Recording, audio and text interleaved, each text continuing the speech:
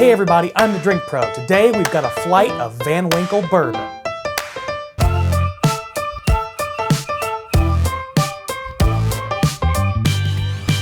What's up everybody, Kyle the Drink Pro here with you yet again. I am excited about today's lineup. I say that a lot, but boy, this is a pinnacle for a lot of people in the whiskey world. Bourbon heads all over the country want Pappy Van Winkle. Everybody's looking for Pappy Van Winkle bourbon. And today, I've got a flight of all of the typically available lines. Now, I know there are some very rare ones out there. I know there's some 25 years out there. This is what you're gonna be able to find at your local lottery for the 2020 releases or whatever the most recent release will be when you're watching this. I've got the 10-year, the 12-year, the 15-year, the 20-year, and the 23-year. All five of them, we're gonna do them side by side. So who was Pappy Van Winkle anyway? He's got a whole line of bourbon named after him, but who was this person? Well, Julian P. Van Winkle started in 1893 as a traveling salesman for the W.L. Weller & Sons Company. Now at the time, W.L. Weller & Sons was a non-distiller producer and actually purchased their whiskey from Arthur Phillips Stitzel Company. Van Winkle continued to succeed in his role as a traveling salesman and eventually ended up buying W.L. Weller & Sons with Alex Farnsley. They continued being non-distiller producers until eventually they decided to merge with the distillery who they had been buying all of their product from, hence Stitzel Weller.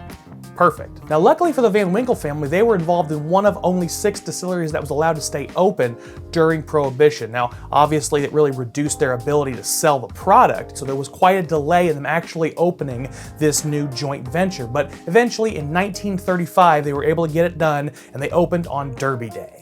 During these times, we still had a problem with a lot of aged whiskey. It was hard to get your hands on older bourbon. And what the Van Winkles discovered was that it was easy to sell wheated bourbon because it tasted better when it was younger. There's definitely some irony there because the Pappy Van Winkle lineup includes some very old bourbon. Now, Pappy Van Winkle died in 1965, but his son Julian took over and continued operating Stitzel Weller until 1972 when it was sold.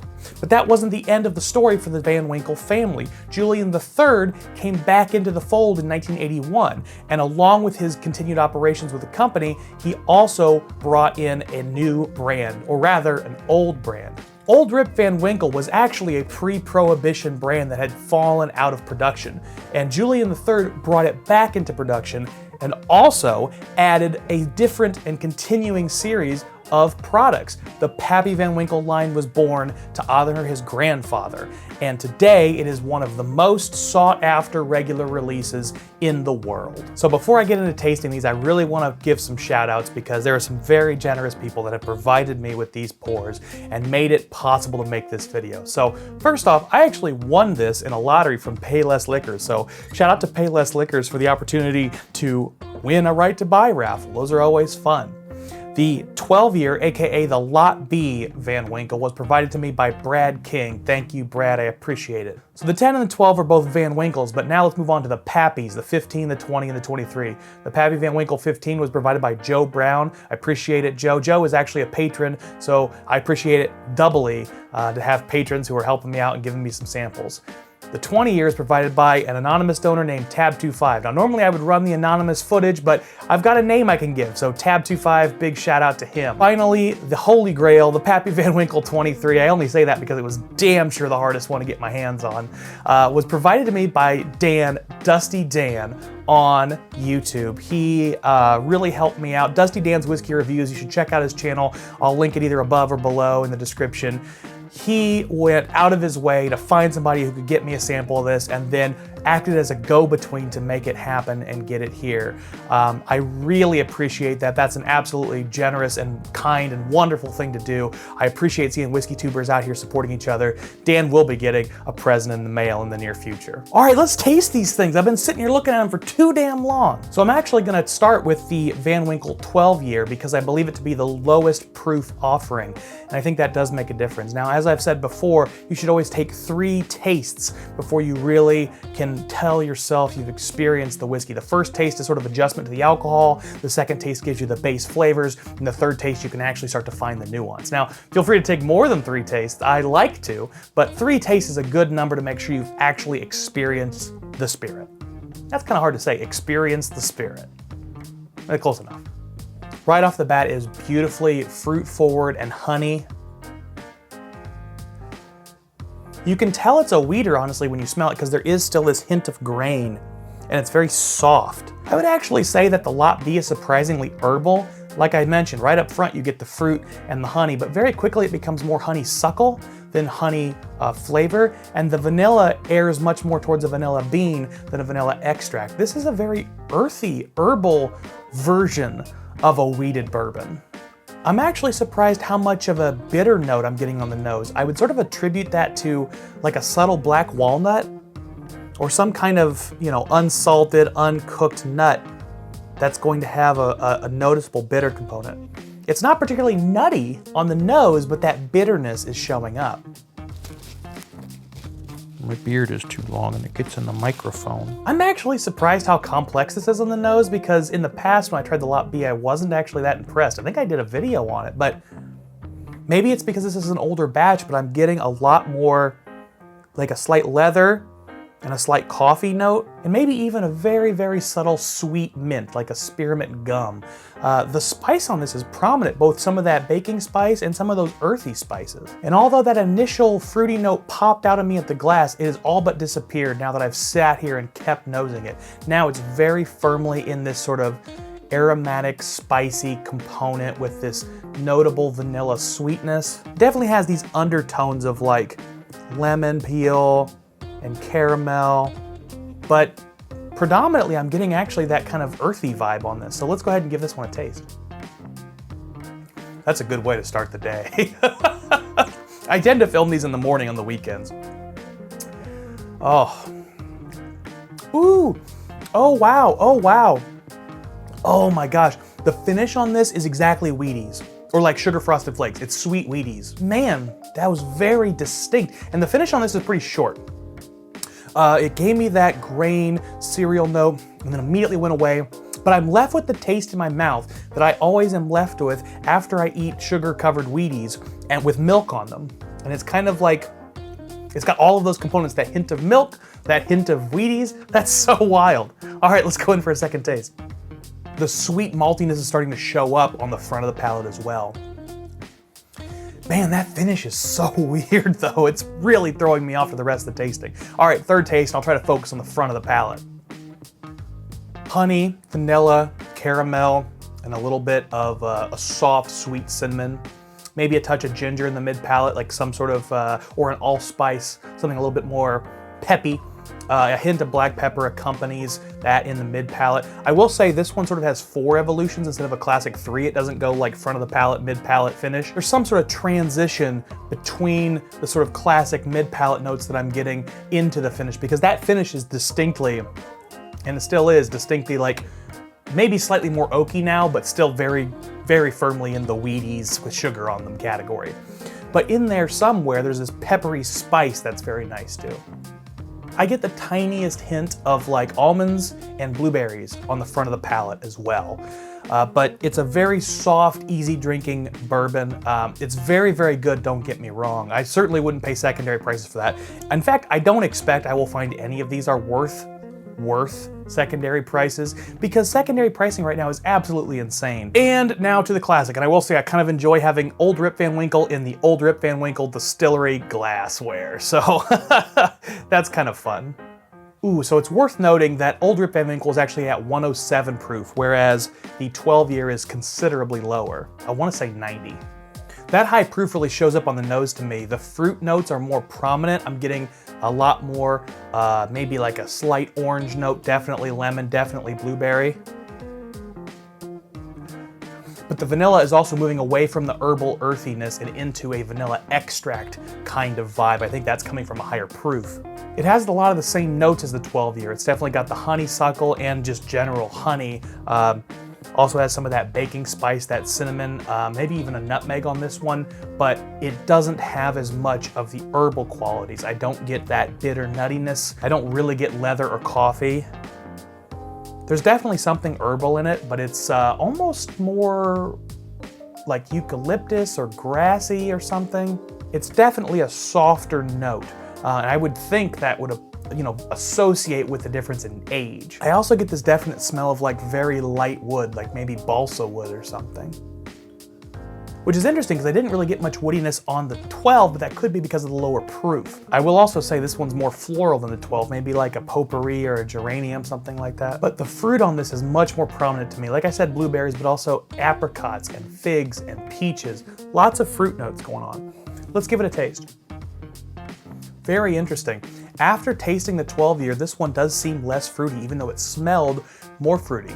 And I'm wondering if that isn't a function of the higher proof. Tasting them back to back, it becomes very obvious to me that there's more grain and more caramel, almost a butterscotch note in the 12 year. It just doesn't show up in the 10. The 10 is sweeter, it's got more of a kick to it, but it's very like almost sugar sweet, maybe brown sugar. And I will say, I think the oakiness is more prominent. That's gotta be a proof thing. The finish on this is not grain at all, it is oak. It's pepper and oak.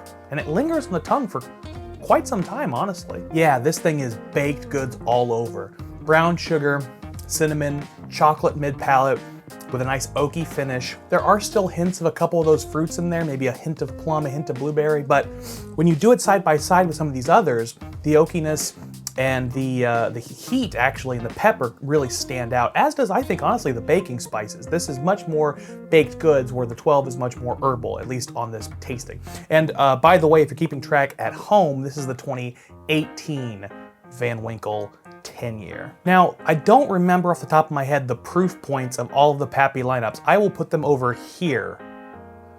But I know that the 15 is gonna be, I think, comparable to the 10. So let's go ahead and dig into that 15 and then we'll just go youngest to oldest. Ooh boy, the 15 is like the best of both worlds of the last two. I'm getting a lot more berries and the sweetness is sharper. So I'm getting like rock candy and blueberries and strawberries. It's definitely candied fruit. Peaches and plums and apricots. Oh, it's very beautiful. It's so amazingly sweet on the nose though. It's like cherry and corn syrup and all these other berries mixed together. And I will say on the nose, there's not a lot of oak. There's not a lot of nuttiness. I maybe get a hint of tobacco and maybe just the tiniest hint of leather.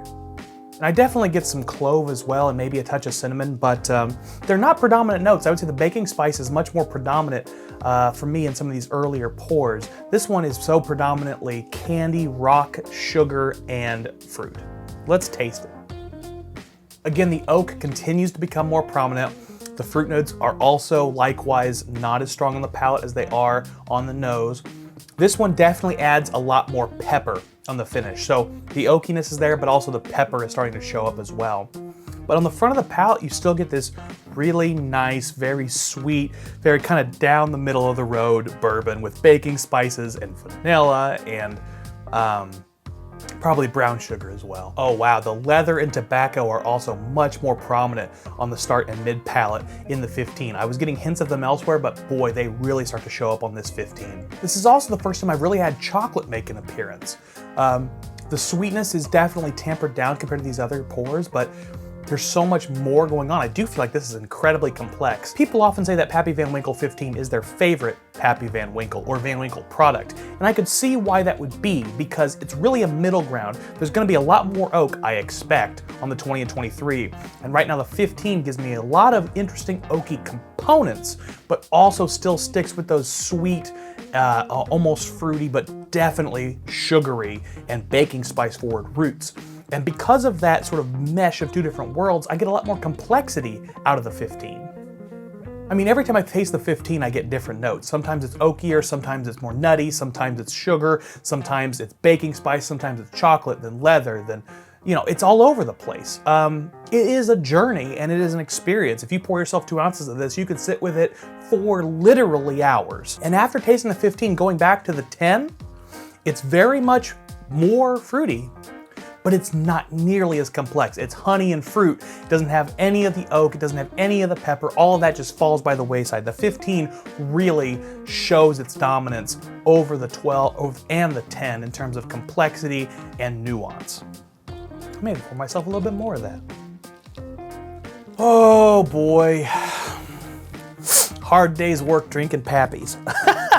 All right, let's go ahead and try the 20. Now the 20, again, is the 2013 version of Pappy Van Winkle 20 year. And I think that might still have Stitzel-Weller blended into it. I'll note up here if it doesn't. That's gonna have a meaningful effect on the profile. Even though it's still Julian III, he's gonna be operating from different stock, which means it's going to present differently.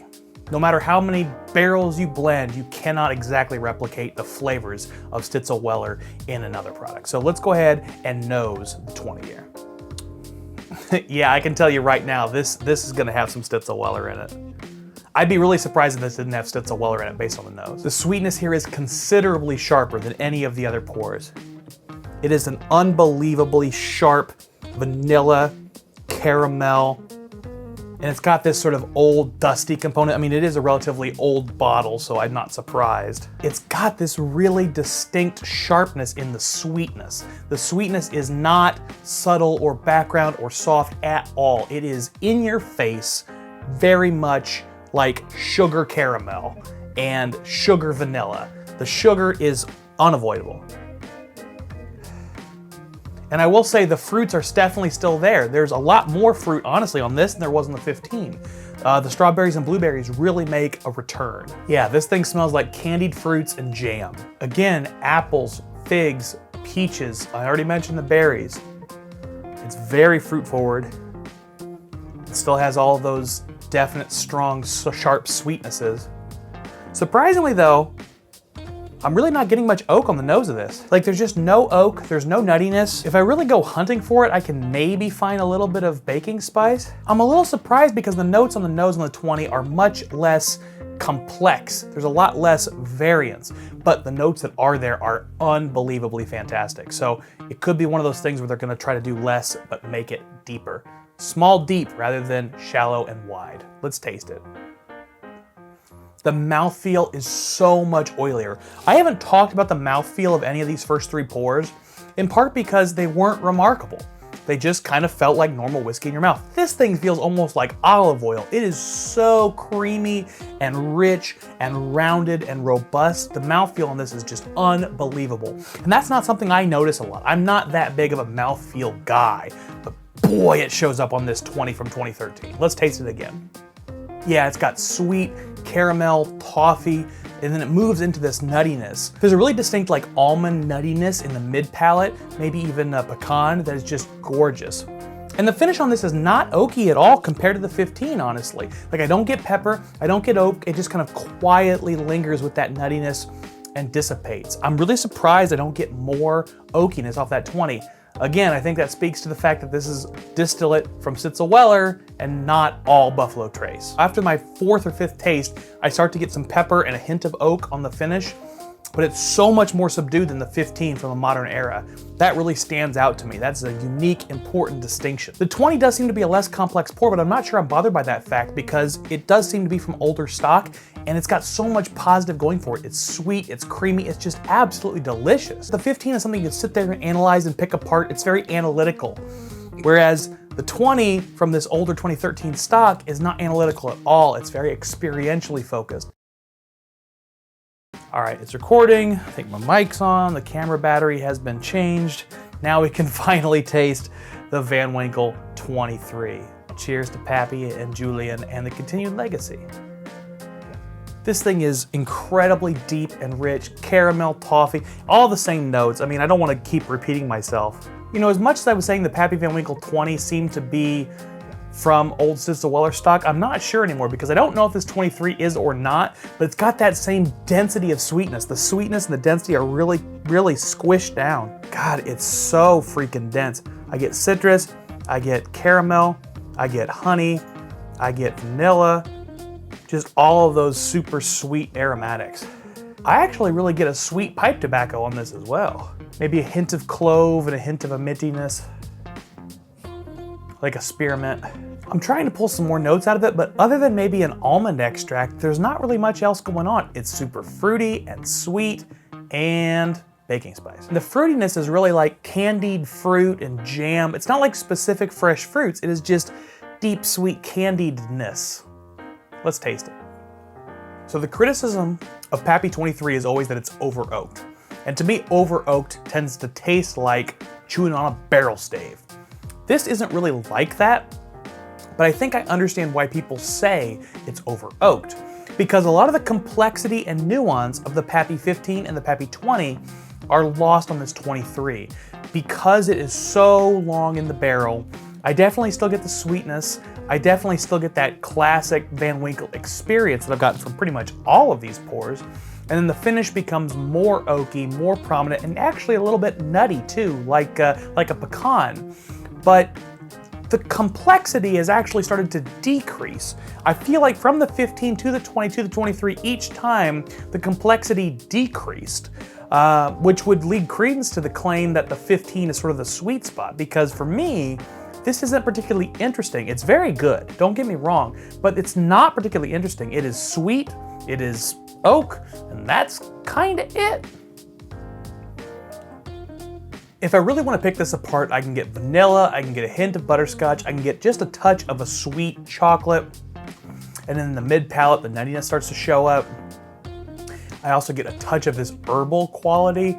I get this honeysuckle from the beginning to the mid palate, but the mid palate's almost like black tea and leather for me, and then into the finish, which is just distinctly oak. It's funny, going between the 23 and the 10, you can see how much younger the 10 is. It's got so much bright exuberance and lemon zest, and the grain is very noticeable. Whereas you go to the 23 and it's deep and dark and rich. Like, the differences are really fun to play around with here. And I'll tell you what, after tasting all these and kind of bouncing between them, I think the 15 is probably the fruitiest. The 12 is still hitting like butterscotch. As a matter of fact, the more I go back to the 12, after tasting other pours, the more the butterscotch comes forward. I don't think I really picked that up very much initially, but it is becoming very prominent. It's becoming its distinguishing feature. Yeah, the 10 is starting to taste kind of just like light lemon, like more like the old Fitzgeralds that are down here, to be honest with you. It's becoming very classic wheater. The 15 is absolutely the most complex, the most nuanced, the most subtle. It's got the most going on. So if that's what you're looking for, if you want a pour to dissect, which at this price point most people probably do, I would go with the Pappy Van Winkle 15. I think the second place pour, if you just want a really good experience, you want to really enjoy your pour and the mouthfeel and all of the elements of drinking it, Pappy Van Winkle 20. I'm a little bit torn between where the 23 and the 10 fit in here, but the 12 is definitely last. It's too low proof for that kind of product. The butterscotch isn't really my go-to move, and maybe that's just a function of this being 2015, but butterscotch, I can take it or leave it. So I hope this was informative. I hope you enjoyed watching me. I certainly enjoyed drinking it, and I don't know if I mentioned this or not, but I did this because it's my birthday. Thank you, everyone who's made this possible. All of my patrons, especially, thank you. Thank you to all my viewers and my subscribers. Please click that notification bell. Thank you, everybody who's made 2020 and into 2021 a survivable year. The pandemic has been hard on everybody, and it's really been sort of the onus of creating this channel. The reason I did this was because I had so much free time on my hands. It worked out really well, even though there was so much negativity and bad going on in the world. I was able to find some good in it. I want to keep sending that good back out into the world. This was a real treat for me. Thank you all so much. Keep drinking like professionals. I'm going to finish these Van Winkles. Cheers.